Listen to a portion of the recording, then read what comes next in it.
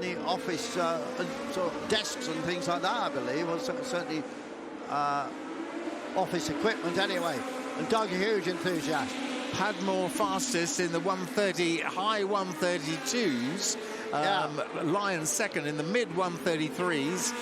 Werner in third spot, high 133s. And then a big gap to Lucas Halusa in fourth place. And all those three cars coming out the Chrome stable. There might got to be a bit of inter-team rivalry there between those three.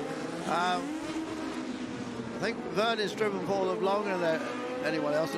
Talking to Nick yesterday, absolutely loves racing for this team. Not the first time we've seen the Chrome cars. No. 1, 2, 3. No, absolutely. So anyway, on a quick lap now is Nick Padmore.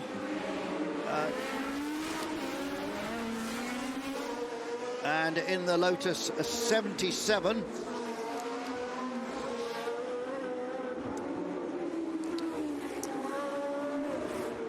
Padmore with quite a lot of racing, Lyons with a lot of racing, Werner with a lot. It's really quite a lot just to jump out of one car, get in another, isn't it? Yeah. And different performance, different grip, different all sorts of things, different aero levels, different feel to the car. It must not be easy just jumping from one to another.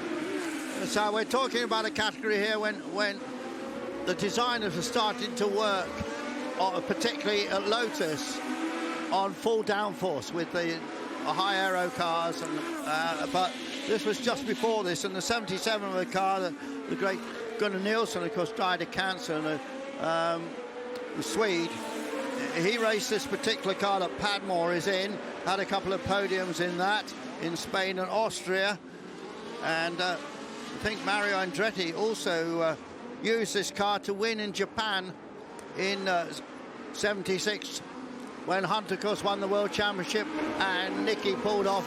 We saw it all dramatised in the Rush film, but this is a famous car. But Stuart Hall has now gone quicker, and well, only by 0.17 of a second, but well done to Stuart Hall, because he's to actually stay there will be difficult. He's in the McLaren M23.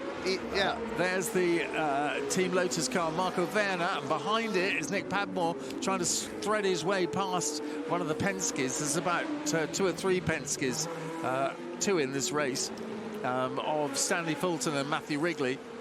And the Stuart Hall car was raced by the charismatic American Peter Revson from the Revlon Cosmetic family. We're really quite proud to have known him, and he had a lot of success in that